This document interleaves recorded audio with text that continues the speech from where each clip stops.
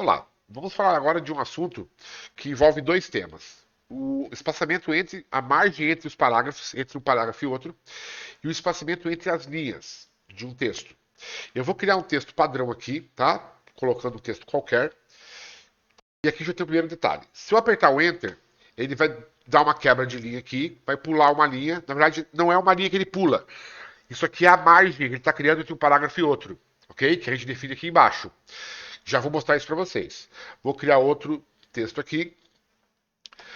Então, de novo, se eu aperto Enter, ele cria um parágrafo novo. Se eu aperto Shift Enter, ele só dá uma quebra de linha e pula para a linha logo abaixo.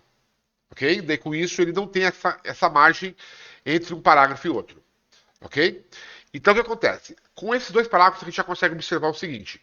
Eu posso definir a margem do parágrafo, que eu vou colocá-la como zero, observe que vai sumir esse espaço aqui. Aqui, ó. Então, um parágrafo com o outro ficou colado, ele não tem um espaço. Então, se colocar a margem do parágrafo zerado, se você quiser um espaço aqui, você vai ter que adicionar um enter manualmente, ok? Ou você pode definir um dos parâmetros aqui que a gente colocou como disponível, tá? O padrão, se eu não me engano, é 15 pixels. Ele vai criar o padrão que é a distância de um parágrafo ao outro.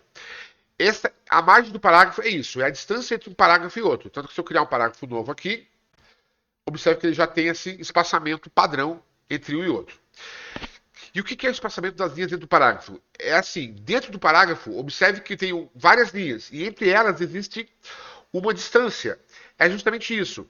Tá? O padrão deles é 1.2, que é uma linha, ponto 20% dela vai ficar de espaço entre um e outro. Tá? Ou eu posso colocar mais ou menos. Se eu colocar um aqui, ó, ele fica bem justo. Basicamente, ele está pulando uma linha seca, sem ter nenhum espaçamentinho entre uma linha e outra. Ou caso você precise de um espaçamento maior, você pode colocar 2, 1.5, que fica o espaçamento maior entre uma linha e outra. Ok? É dessa maneira que você consegue controlar, tanto na hora de editar o laudo como nos templates. Tá? Criando a margem entre os parágrafos e o espaçamento das linhas dentro dele.